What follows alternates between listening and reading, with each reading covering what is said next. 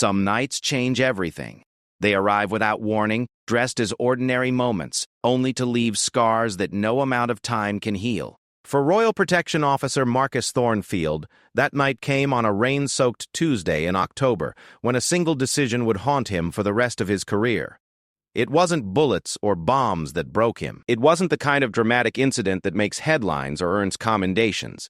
It was something far more devastating, a moment of human failure wrapped in royal protocol, where doing the right thing and following orders became two very different choices. What happened in the corridors of Kensington Palace that night would never appear in any official report. The royal family would never speak of it. The press would never know.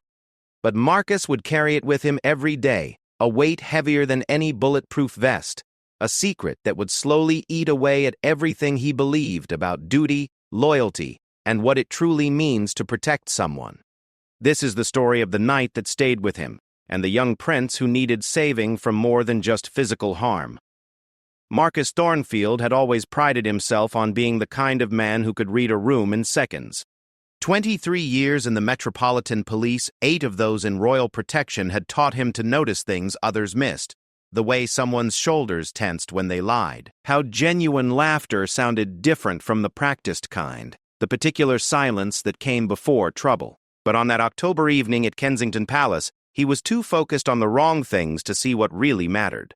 The day had started like any other Tuesday. Marcus arrived at 7 sharp, his shoes polished to mirror brightness, his suit pressed with military precision. At 52, he still carried himself like the soldier he'd once been, back straight, eyes alert. His colleagues often joked that he could spot a security threat from across Hyde Park, but they said it with respect.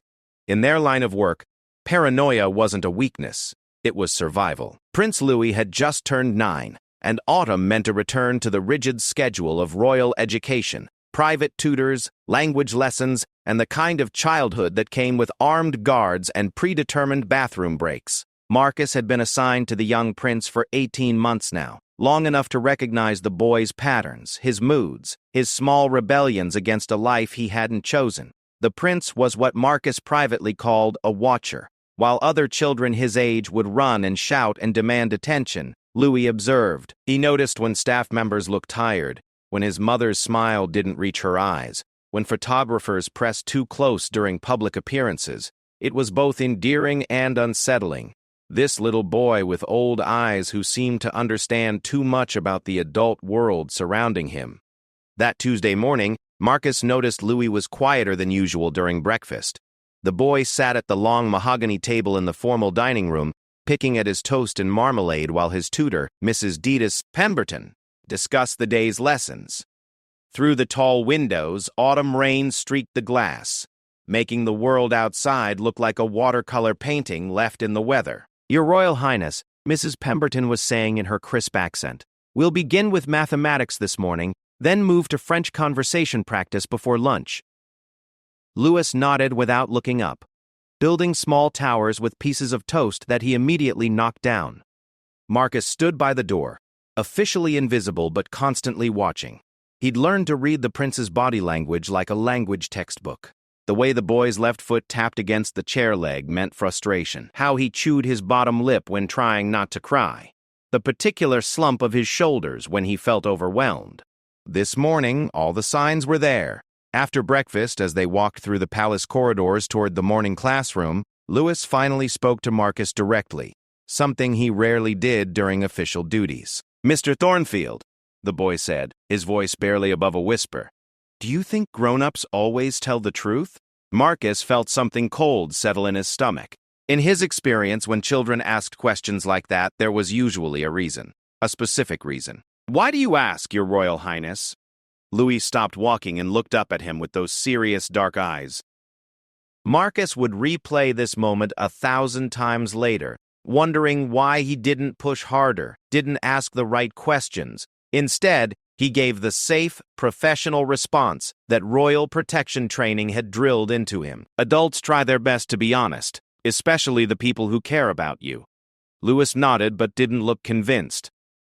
They continued walking in silence, their footsteps echoing off the polished marble floors. The morning lessons passed normally enough. Marcus positioned himself outside the classroom door, where he could see both the hallway and most of the room through the glass panels. Mrs. Pemberton worked through multiplication tables while Lewis dutifully copied equations into his workbook.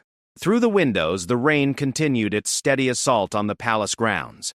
It was during the French lesson that Marcus first noticed something was wrong with the day itself, not just the prince's mood. Chief Inspector Williams approached him in the corridor, walking with the kind of careful casualness that usually meant bad news. "Thornfield," Williams said, keeping his voice low. "Need a word." They moved to an alcove where they couldn't be overheard. Williams was a man who'd spent 30 years in royal protection, and Marcus had never seen him look genuinely worried. Until now.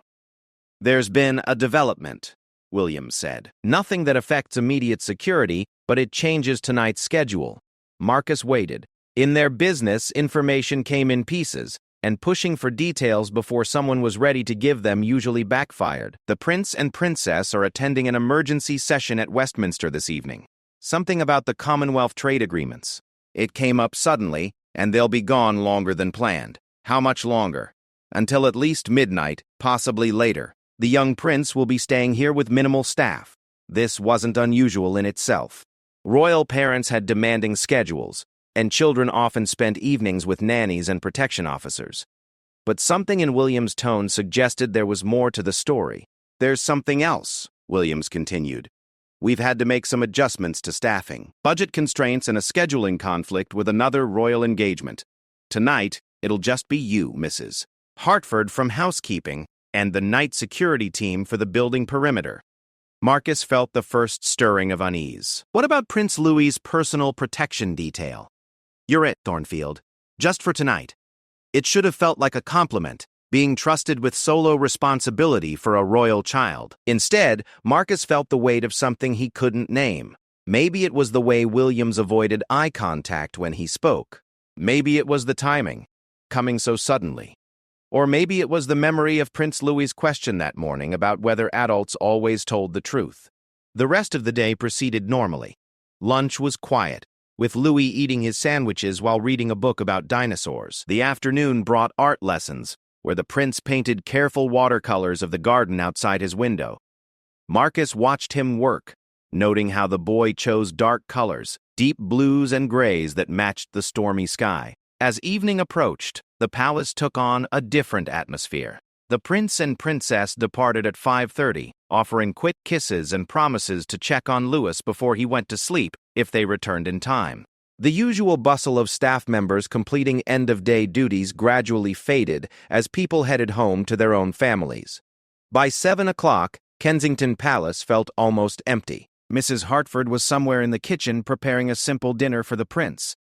The perimeter security team was in their separate building, monitoring cameras and alarms but physically distant from the residential areas. And Marcus was alone with Prince Loui in the vast, echoing space that was both home and prison to a 9-year-old boy. They ate dinner in the smaller, informal dining room, a space that was only smaller by royal standards, still large enough to hold Marcus's entire apartment. Loui picked at his roasted chicken and vegetables, asking polite questions about Marcus's day and making observations about the rain, which hadn't stopped since morning.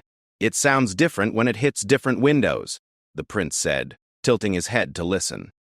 "The ones in my bedroom make a tapping sound, but the big ones in the drawing room sound like drums." Marcus found himself actually listening to the rain, hearing what the boy meant. "You're right. I never noticed that before." It was one of the few genuine conversations they'd ever had. Usually, their interactions were formal. Marcus was protection, not companionship. But with the palace so quiet and the evening stretching ahead, normal rules seemed less important. After dinner, they moved to the library for what was supposed to be quiet reading time before bed. The library was Prince Louis's favorite room, floor-to-ceiling bookshelves, comfortable armchairs by the fireplace, and tall windows that looked out over the gardens. It felt more like a real home than anywhere else in the palace. Loui settled into his usual chair with a book about naval history, while Marcus positioned himself where he could see both the boy and the room's entrances. The only sounds were the turning of pages, the rain against the windows, and the soft ticking of an antique clock on the mantelpiece.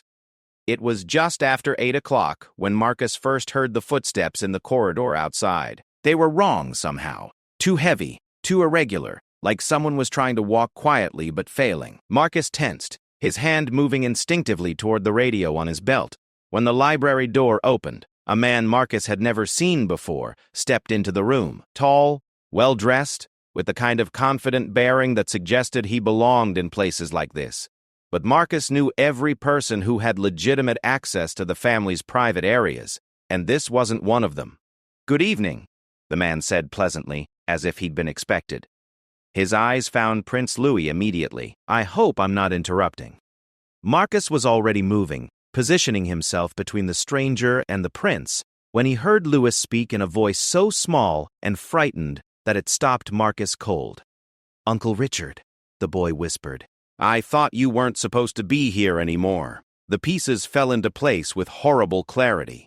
This was Lord Richard Pemberton, Mrs. Pemberton's brother and, until 6 months ago, a frequent visitor to the palace, until certain allegations had surfaced, until he'd been quietly asked to stay away from royal events and royal children, until he'd been banned from having unsupervised contact with Prince Loui.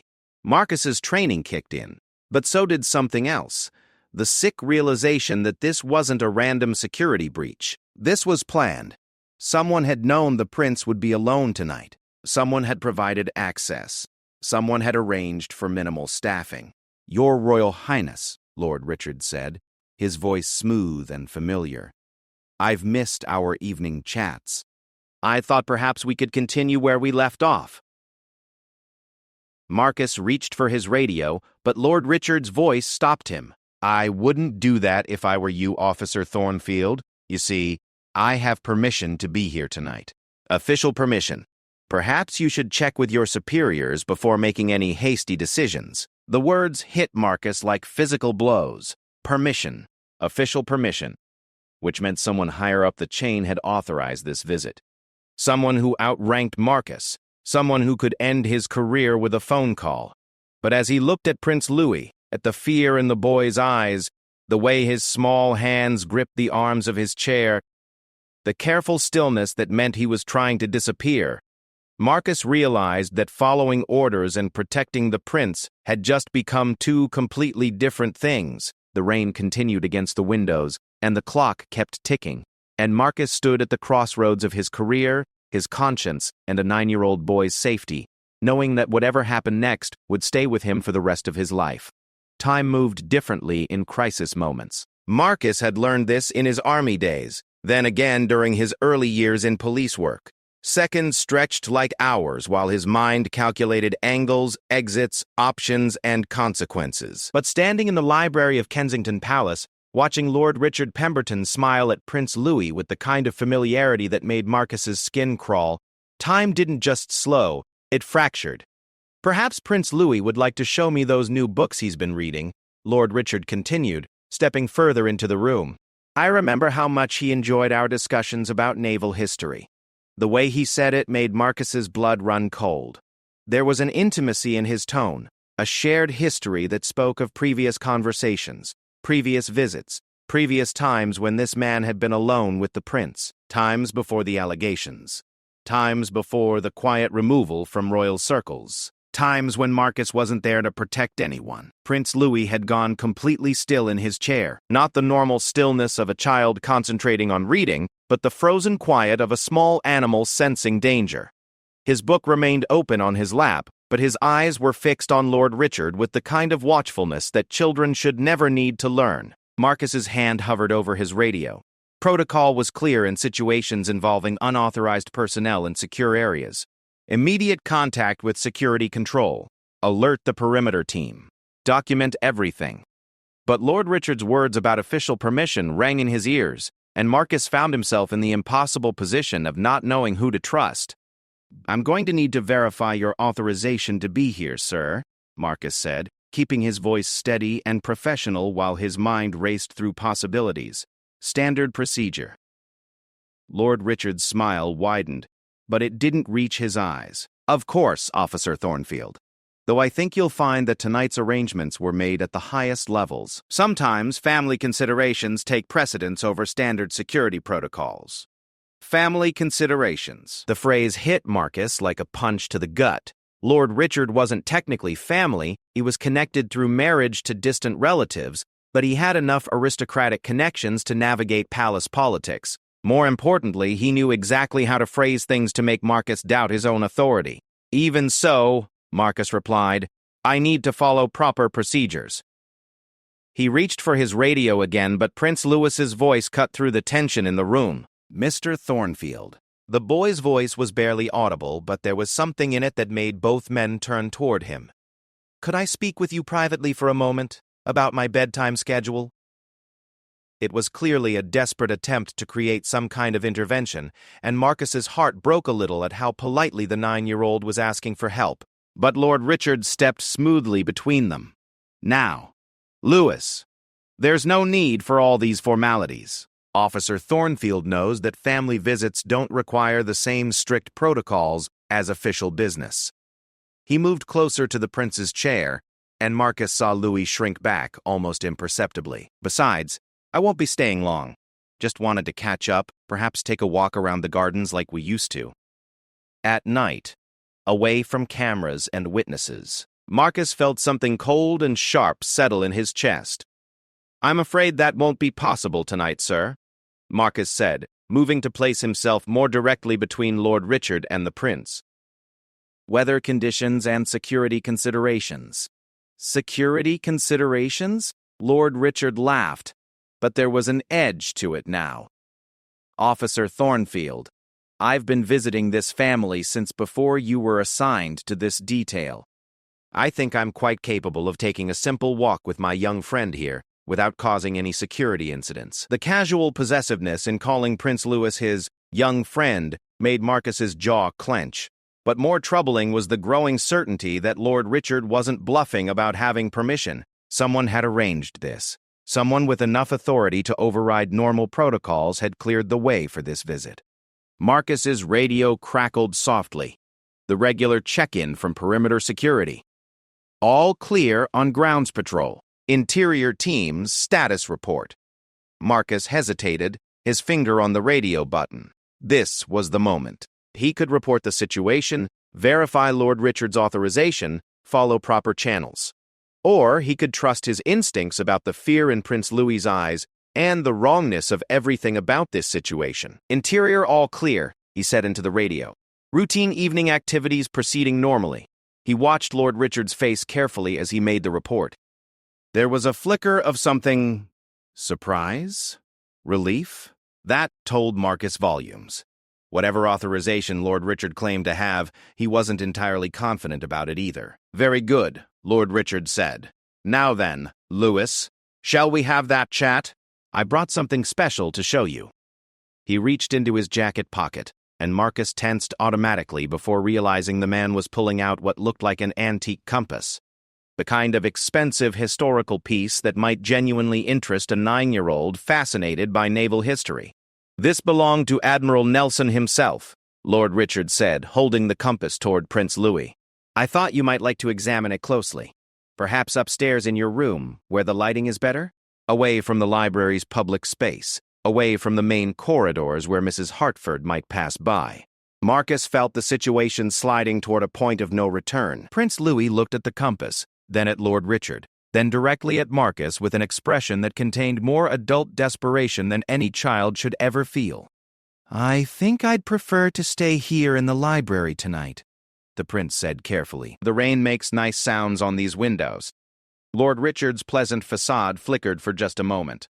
Nonsense. You'll be much more comfortable upstairs. We can look at the compass properly. Maybe discuss some of those questions you had about naval tactics. Questions the prince had apparently asked during previous visits. Previous unsupervised visits. Marcus felt pieces of a horrible puzzle clicking into place. Your Royal Highness, Marcus said, making a decision that would change everything. Perhaps it's time for your evening bath and bedtime preparation. Prince Louis's normal bedtime routine didn't begin until 8:30 at the earliest, but it was an excuse, a reason to interrupt whatever Lord Richard had planned. Actually, Lord Richard interjected smoothly, I've been given permission to extend Prince Louis's evening schedule tonight. His parents were quite specific about allowing some flexibility for my visit. There it was again. The claim of parental permission, of authorization from people Marcus couldn't question without risking his career. But as he looked at Prince Loui, saw the boy's obvious distress, despite his careful politeness, Marcus realized something crucial. He didn't care about his career anymore. I'm sorry, sir, but I haven't received any modification to the prince's schedule through proper channels, Marcus said. Until I can verify these arrangements with my supervisors, I need to maintain standard protocols. Lord Richard's mask finally began to slip. Officer Thornfield, I don't think you understand the delicate nature of family relationships within the royal household. Sometimes official channels move slowly and informal arrangements are made for the comfort of all parties involved. Informal arrangements. Marcus repeated the phrase, letting it hang in the air, regarding unsupervised access to a 9-year-old prince. The words were carefully chosen, and they hit their target. Lord Richard's face flushed, and his voice took on a harder edge. I'm not sure I appreciate your implications, officer. My relationship with this family goes back years. The accusations that led to my temporary absence from certain events were completely unfounded and have been resolved privately. Accusations resolved privately. Marcus knew how these things worked in aristocratic circles.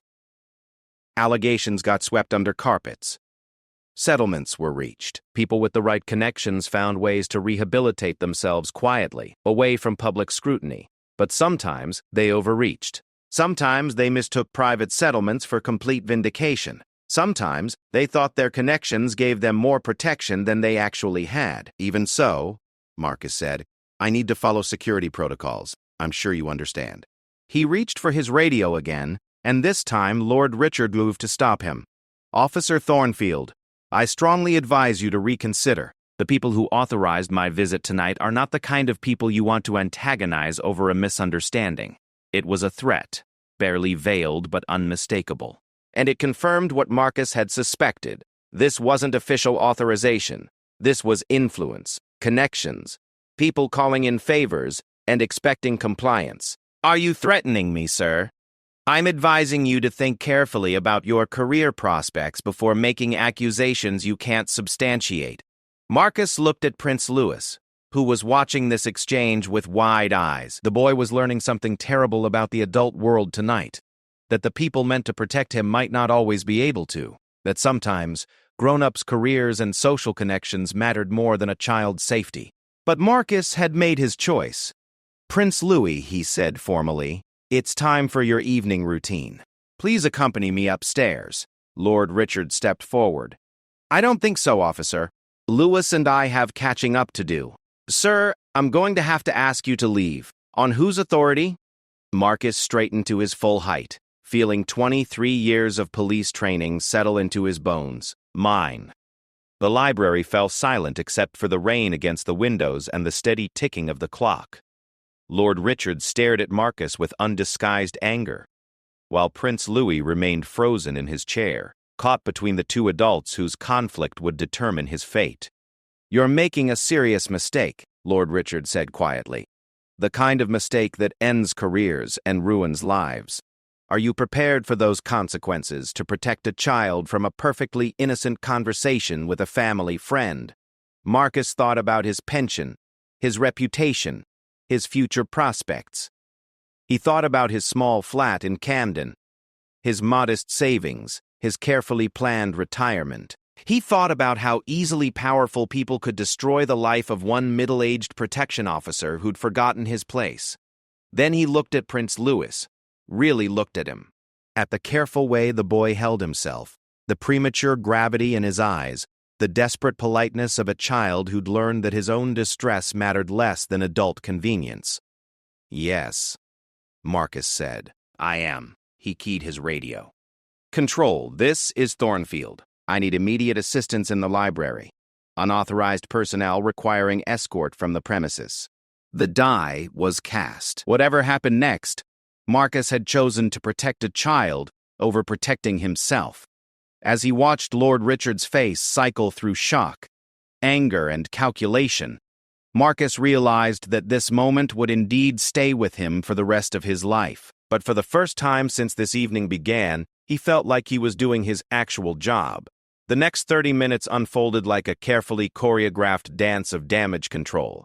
Except Marcus was the only one who didn't know the steps. Within 5 minutes of his radio call, the library filled with people. Chief Inspector Williams arrived first, his face a mask of professional calm that didn't quite hide his underlying panic. Behind him came 2 officers from the perimeter team, followed by Mrs. Hartford, who took one look at the situation and immediately moved to Prince Louis's side. Lord Richard had spent those 5 minutes transforming himself.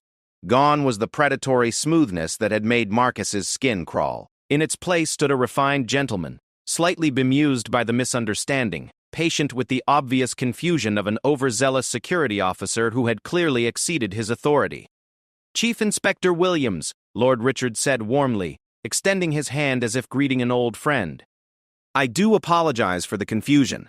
I'm afraid Officer Thornfield was unaware of tonight's arrangements." Williams shook the offered hand while his eyes swept the room, taking in Prince Louis's position, Marcus's protective stance, and the tension that hung in the air like smoke. Marcus watched his superior's face and saw something that made his stomach drop. Recognition. Not surprise at finding Lord Richard here, but acknowledgement. Williams had known this was happening. "Lord Richard," Williams said carefully, "I wasn't informed that you'd already arrived. I came a bit early, hoping to catch up with young Loui here before his bedtime." Lord Richard's voice carried just the right note of disappointed affection. "But I'm afraid Officer Thornfield seems to have misunderstood the nature of my visit." Marcus felt the ground shifting beneath his feet. The careful way Williams was handling the situation, the deference in his tone, the lack of immediate action to remove an unauthorized person from the prince's presence, it all pointed to one horrible conclusion. This hadn't been a security breach at all. This had been orchestrated from within. "Officer Thornfield," Williams said, his voice carrying a warning that Marcus chose to ignore. "Perhaps we could discuss this situation privately." "With respect, sir, I don't think Prince Louis should be left alone with Lord Richard while we're having that discussion." The words fell into the room like stones into still water. Mrs. Hartford's sharp intake of breath, the tightening around William's eyes, Lord Richard's carefully controlled expression. Everyone understood what Marcus was implying. "Officer Thornfield," Lord Richard said with wounded dignity, "I'm not sure what you think you're protecting the prince from, but I assure you that your concerns are both unfounded and rather insulting." "Are they?" Marcus replied, meeting the man's gaze directly. "Then you won't mind if we verify the official authorization for tonight's visit through proper channels. Full documentation, complete chain of approval." It was a challenge, and everyone in the room knew it. If Lord Richard's presence was truly authorized through legitimate means, documentation would exist, paperwork would have been filed, official channels would have been followed. But if this was influence and connections and quiet favors, there would be no paper trail, just understanding between gentlemen who preferred to handle delicate matters discreetly. William stepped between them, his face flushed with something that might have been anger or embarrassment. "Officer Thornfield, you're out of line. Lord Richard is a respected member of the community with long-standing connections to this family." "Had connections," Marcus corrected. "Until 6 months ago when certain allegations were made. The silence that followed was deafening." Hartford's hand moved protectively to Prince Louis's shoulder. The 2 perimeter officers exchanged glances that suggested they knew more about the situation than they were comfortable with. And Williams looked like a man watching his career implode in real time. "Those allegations," Lord Richard said with careful precision, "were completely false and have been thoroughly investigated and dismissed." "By whom?" Marcus pressed. "What investigation? What official finding? That's quite enough," Williams snapped. "Officer Thornfield, you're relieved of duty. Report to my office first thing tomorrow morning." Marcus felt something cold settle in his chest. Relieved of duty. In front of Prince Louis, who was watching this entire exchange with the kind of attention that suggested he understood far more than any 9-year-old should.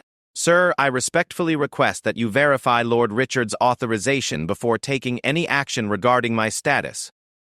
The authorization is not your concern. Your concern is following orders." My concern is the safety of Prince Loui. Williams's face went red. Your concern is whatever I tell you it is. You're a protection officer, not a detective. You don't get to decide who poses a threat based on your personal feelings about propriety. Personal feelings about propriety. As if protecting a child from potential abuse was a matter of social etiquette rather than basic human decency. Marcus looked at Prince Loui, who was still sitting quietly in his chair, still holding the book he'd been reading when this nightmare began. The boy's face was carefully neutral, but his hands were gripping the book so tightly his knuckles had gone white. Prince Loui, Marcus said directly, ignoring protocol and hierarchy and everything he'd been trained to do. Are you comfortable with Lord Richard staying for a visit tonight? The question hung in the air like a live wire. Everyone knew that asking a child to make that kind of decision in front of adults was unfair, potentially traumatic, and completely outside proper procedure. But sometimes proper procedure was the problem. Prince Loui looked around the room at all the adult faces watching him, his protection officer, his governess, the security chief, and the man who wanted to spend time alone with him. Marcus watched the boy's face and saw him make the same calculation that adults had been making all evening. Weigh his own comfort against the consequences of speaking truth to power. I think, Prince Loui said carefully, that I would prefer to follow my normal bedtime routine tonight. It was the most diplomatic way possible for a 9-year-old to say no, and it was heartbreaking in its caution, its awareness that even his own preferences had to be expressed in terms that wouldn't offend the adults who controlled his world. Lord Richard's mask slipped again, just for a moment, showing something cold and angry underneath. I see that Prince Loui has been influenced by the unnecessary drama created by Officer Thornfield's overreaction. Or, Marcus said, finding his voice again, he's expressing his genuine feelings when given the opportunity. That's enough, Williams said sharply. Lord Richard, perhaps it would be best to reschedule this visit for another time when there's less confusion about the arrangements. It was a face-saving exit, a way to end the confrontation without anyone having to admit wrongdoing. Lord Richard would leave with his dignity intact. Williams would avoid having to explain how someone with questionable access to royal children had ended up alone with Prince Loui. And Marcus would face consequences for refusing to play along with whatever game was being played. Of course, Lord Richard said graciously, though I do hope that future security arrangements will be handled with more professionalism. He gathered his coat, returned the antique compass to his pocket, and moved toward Prince Louis's chair. For a moment, Marcus tensed, ready to physically intervene if necessary. But Lord Richard simply placed a hand on the boy's shoulder in what could have been an avuncular gesture if you didn't know to look for the way Prince Loui went rigid at the contact. Until next time, Louis, I look forward to continuing our conversations. As if this evening's events changed nothing. As if there would definitely be future visits, future opportunities. Marcus felt something savage rise in his chest, but before he could speak, Mrs. So-called Hartford stepped forward. I think Prince Loui should have his bath now, she said firmly. It's been rather an exciting evening for him. It was the first time anyone had acknowledged that this might have been stressful for the actual child involved. Mrs. Hartford had worked for the royal family for 15 years, and Marcus saw in her expression the same protective instinct that had driven his own actions. Yes, Prince Loui said quickly, standing up so fast his book tumbled to the floor. I'd like that very much. Mrs. Hartford extended her hand to the prince, who took it with obvious relief. As they moved toward the door, Prince Loui looked back at Marcus with an expression that contained gratitude, apology, and something that might have been understanding. Then they were gone, and Marcus was left facing Williams and Lord Richard and the ruins of his career. Walk with me, Thornfield, Williams said grimly. They moved to Williams' office in silence, leaving Lord Richard to be escorted out by the perimeter team. The office was small and functional, with Williams' commendations on the walls and a photo of his family on the desk. Normal things. Reminder of a normal world where protection officers didn't have to choose between following orders and protecting children. Williams closed the door and moved to his desk. But he didn't sit down. Instead, he stood looking out the window at the rain-soaked gardens, his hands clasped behind his back. Do you have any idea what you've done tonight? he asked quietly. "I protected Prince Loui from an inappropriate situation. You embarrassed a respected member of the community, undermined the authority of your superior officers, and potentially created a diplomatic incident over what was meant to be a simple family visit. A family visit by someone who was banned from unsupervised access to royal children." Williams turned around and Marcus saw exhaustion in his face. Not just from tonight's events, but something deeper. The weariness of a man who'd been making compromises for too long. "Marcus," Williams said, dropping the formal titles, "you've been a good officer, one of the best I've worked with. But tonight, you've put us all in an impossible position." "How is protecting a child an impossible position?" "Because Lord Richard has connections you don't understand. Because there are political considerations beyond your pay grade. Because sometimes the appearance of propriety is more important than your personal concerns about what constitutes appropriate behavior." Marcus felt something inside him break. Not snap, but crumble slowly, like a building with a faulty foundation finally giving way. "Are you telling me that we knowingly allowed someone with questionable motivations access to Prince Loui because it was politically convenient? I'm telling you that these situations are complicated, and your job is to follow orders, not to make moral judgments about family relationships."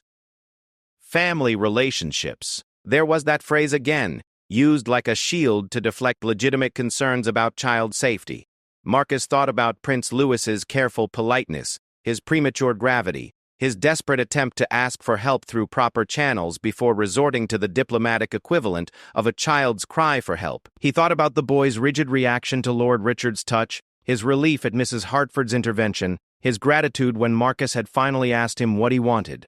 "Chief Inspector," Marcus said formally, "I formally request an investigation into the authorization process for tonight's visit, including documentation of who approved Lord Richard's access and under what circumstances." Williams stared at him for a long moment. "Marcus, don't do this. Don't make this bigger than it needs to be. Take a few days off, let things cool down, and we can find a way to move forward." "Move forward to what? The next time someone with connections wants unsupervised access to a child?" "To your continued career in royal protection. To your pension. To your future." The offer hung between them. Marcus could walk away, take a few days off, come back to a different assignment. Maybe protection duty for a minor royal. Maybe building security. He could keep his job, his pension, his carefully planned life. All he had to do was accept that Prince Louis's safety was less important than adult convenience. "I can't do that, sir." Williams nodded sadly, as if he'd expected that answer but hoped he wouldn't hear it. "Then clear out your locker, Marcus. Your employment with Royal Protection Services is terminated, effective immediately." Marcus felt the words hit him like physical blows. 23 years in police service, 8 years in royal protection, a spotless record, and numerous commendations, all ending because he'd refused to look the other way when a child needed protection. But as he walked out of Williams' office and through the corridors of Kensington Palace for the last time, Marcus realized something that surprised him. He felt lighter than he had in months. Outside, the rain had finally stopped, and the first stars were beginning to appear through breaks in the clouds. Marcus stood for a moment on the palace steps, looking up at the windows where Prince Loui was probably having his bath. Safe for tonight, at least. He'd lost his career, his pension, and his future. But he'd gained something, too. The knowledge that when it mattered most, when a child needed protection and no one else was willing to provide it, he had done the right thing, even if it cost him everything, even if it changed nothing, even if the system would find new ways to accommodate people like Lord Richard and rationalize the convenience of adults over the safety of children. Marcus walked away from Kensington Palace, knowing he would carry this night with him forever.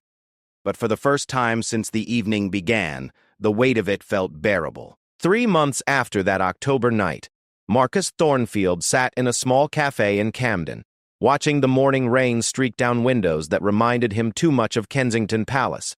His coffee had gone cold an hour ago, but he continued to hold the cup, needing something to do with his hands while he waited for a meeting that would determine whether his sacrifice had meant anything at all. The months since his dismissal had been the strangest of his life. The initial shock of unemployment had given way to a peculiar sense of freedom. No early morning schedules, No formal uniforms, no constant vigilance. But freedom, he'd discovered, was a luxury that required financial security to truly enjoy. His savings were dwindling. His job prospects and security were non-existent once word spread about his unreliability, and his small flat in Camden felt more like a prison cell with each passing day. But worse than the practical concerns was the not knowing, the question that haunted his sleepless nights. What had happened to Prince Loui after Marcus was no longer there to protect him? He'd tried to follow news about the royal family, scanning newspapers and websites for any mention of the young prince. Official photos showed Loui at public events, always impeccably dressed and properly behaved, standing beside his parents with that same careful composure that Marcus remembered. But photographs couldn't tell him whether Lord Richard had ever returned for another family visit. They couldn't reveal whether other arrangements had been made in Marcus's absence, other compromises reached between adult convenience and child safety. The not knowing was eating him alive, which was why, when Sarah Mitchell called 3 days ago, Marcus had agreed to this meeting despite every instinct telling him to stay invisible, stay quiet, and let the powerful people who'd destroyed his career forget he existed. Sarah Mitchell was an investigative journalist with The Guardian, specializing in stories about institutional failures and covered-up scandals. She was also, according to her carefully worded phone call, someone who had been tracking certain patterns of behavior among aristocratic circles for the better part of 2 years. "I believe you may have information relevant to an investigation I'm conducting," she'd said. Information about systemic failures in protecting vulnerable individuals within institutions that should have safeguarded them. The way she'd phrased it told Marcus several things. First, she knew exactly who he was and what had happened that October night.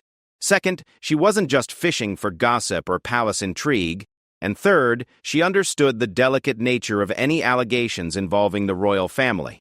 Now, as Marcus watched Sarah Mitchell approach through the cafe's rain-streaked window, he felt the familiar weight of decisions settling on his shoulders. She was younger than he'd expected, maybe 40, with the kind of sharp intelligence in her eyes that made him understand how she'd built a career uncovering truths that powerful people preferred to keep buried. "Mr. Thornfield," she said, sliding into the booth across from him. "Thank you for agreeing to meet. Ms. Mitchell, though I should warn you that I signed a rather comprehensive non-disclosure agreement when I left Royal Protection Services." She smiled grimly. "Most people who work in sensitive positions do, but there are limits to what those agreements can cover, particularly when child welfare is involved." Child welfare. She'd cut straight to the heart of it, letting him know that she understood the stakes involved weren't just about palace protocol or employment disputes. "What exactly are you investigating?" Marcus asked. Sarah opened her laptop and angled the screen so he could see it, though she was careful to keep her voice low. "I'm working on a piece about institutional failures to protect children from abuse, specifically focusing on cases where social, political, or financial connections allowed predators to maintain access to victims despite allegations or suspicions about their behavior." On the screen was a document that made Marcus's blood run cold. It was a list of names, dates, and brief descriptions of incidents. Most of the names meant nothing to him, but several jumped out. Lord Richard Pemberton was there, with entries dating back 5 years. But he wasn't alone. "How many cases are we talking about?" Marcus asked, though he wasn't sure he wanted to know the answer. 37 documented incidents across 6 different institutions over the past 8 years. Private schools, youth organizations, charitable foundations, and yes, certain areas of aristocratic society where access to children is considered a privilege of class rather than something to be carefully monitored and controlled. Marcus felt sick. 37 incidents. 37 times when institutions had prioritized reputation, connections, or convenience over child safety. 37 times when adults had failed children who depended on them for protection. "And you think what happened with Prince Louis fits this pattern?" Sarah's expression softened slightly. "Mr. Thornfield, I know this is difficult. I know what speaking about this could cost you in terms of legal consequences and personal safety. But I also know that you lost your career trying to protect a child when no one else would. That suggests to me that you might care more about preventing future incidents than about protecting institutions that have already failed in their most basic responsibility." She was right, of course. The months of unemployment, the financial stress, the professional exile, All of it was secondary to the question of whether Prince Loui was safe now, whether other children in similar positions were safe, whether the system had learned anything from that October night or simply found better ways to hide its failures. "What exactly do you need from me?" Marcus asked. Details about that evening, about the authorization process that allowed Lord Richard access to Prince Loui, about who knew what and when they knew it, about the institutional response when you raised concerns. Marcus thought about his non-disclosure agreement, about the legal consequences of violating it, about the powerful people who could make his life even more difficult than it already was. Then he thought about Prince Louis's careful politeness that night, his desperate attempt to ask for help through proper channels, his visible relief when Mrs. Hartford finally took him away from the situation. "If I tell you what happened, what guarantee do I have that this story will actually make a difference?" Sarah leaned forward, her expression intensely serious. "I can't guarantee that it will change everything overnight, but I can promise you that this story will be thoroughly investigated, properly documented, and published in a way that makes it impossible for the people involved to simply sweep it under the carpet again." She paused, then continued more quietly. "Mr. Thornfield, you're not the only person who's come forward. There are others, teachers, social workers, support staff in various institutions, who've watched this same pattern play out. People who tried to protect children and were marginalized, discredited, or fired for their efforts. Your story isn't isolated. It's part of a systemic problem that needs to be exposed." Marcus felt something shift inside him. For months he'd felt like a lone voice shouting into the void, a single disgraced protection officer, whose concerns could be easily dismissed as the delusions of someone bitter about losing his job. But if there were others, if this was part of a larger pattern, then maybe his sacrifice could actually contribute to meaningful change. "All right," he said, "I'll tell you what happened. All of it." For the next 2 hours, Marcus laid out the events of that October night in excruciating detail. Sarah took careful notes, asking clarifying questions about timelines, authorization procedures, and institutional responses. She was particularly interested in Chief Inspector Williams' role, the lack of proper documentation for Lord Richard's visit, and the speed with which Marcus had been dismissed after raising concerns. "One thing that puzzles me," Sarah said as they neared the end of his account, "is how Lord Richard gained access to the palace in the first place. Even with connections, there are physical security measures that should have prevented unauthorized entry." Marcus had wondered about the same thing. He claimed to have official permission, but when I pressed for documentation, it became clear that whatever arrangements had been made were informal, handshake agreements between people who preferred not to leave paper trails. And Williams? How much did he know in advance? That's the question that keeps me awake at night. His reaction when I called for backup suggested he knew something was happening, but I can't prove whether he actively facilitated it or just chose not to ask too many questions when someone above his pay grade made arrangements. Sarah made additional notes, then looked up at him with an expression that was part sympathy, part professional calculation. "Mr. Thornfield, what I'm about to tell you isn't easy to hear, but you deserve to know. Lord Richard wasn't removed from his position with the children's charity quietly. He was dismissed after a formal investigation found credible evidence of inappropriate conduct with minors. The charity settled with 3 families out of court to avoid publicity." Marcus felt the blood drain from his face. 3 families. 3 children, that we know of.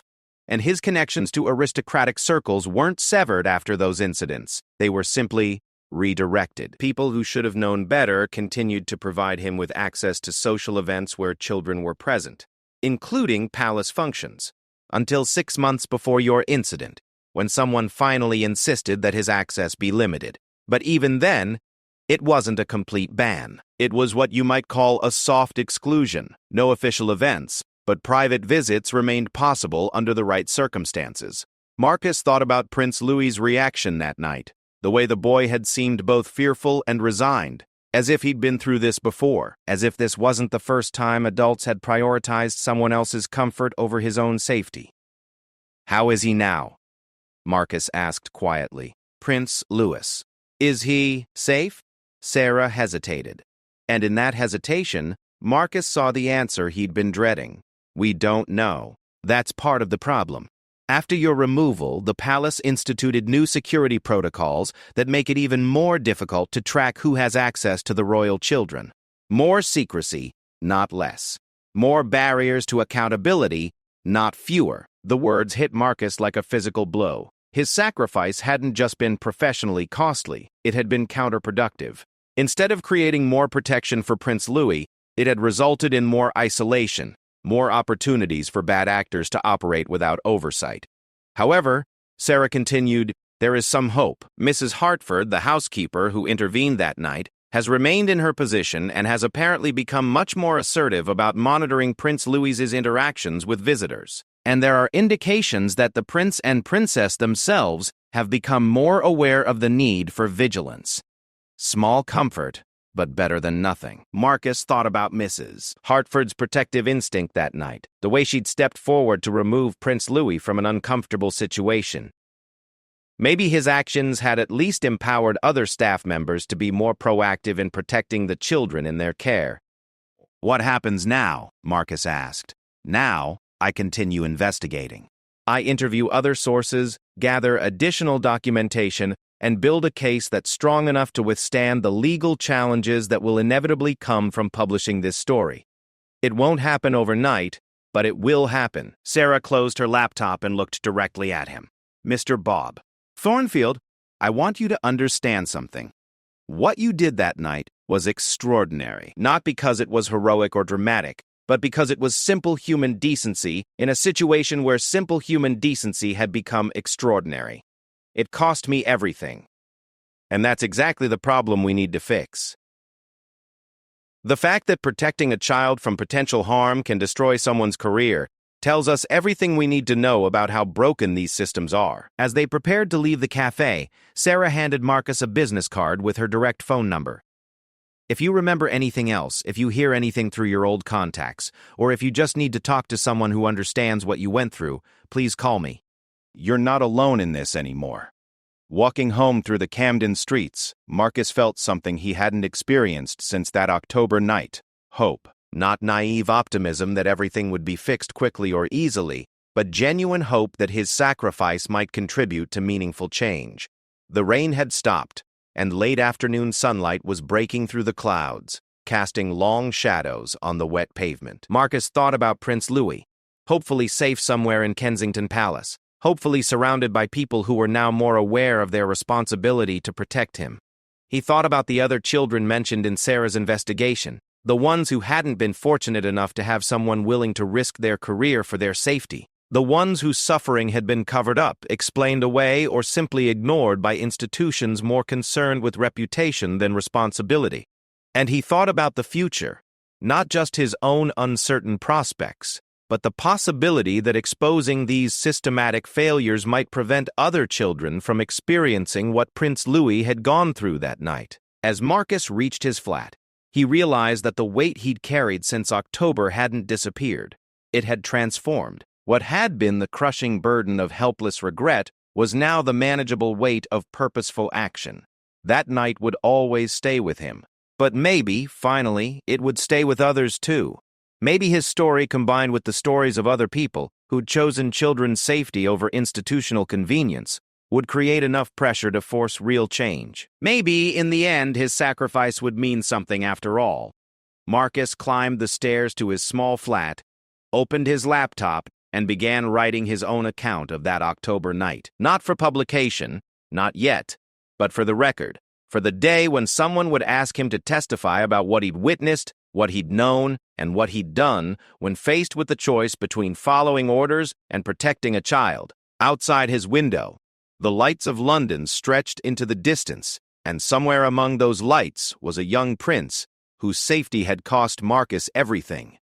But as he wrote, Marcus realized that some things were worth any price, even if the only person who ever understood that was himself, even if the night stayed with him forever.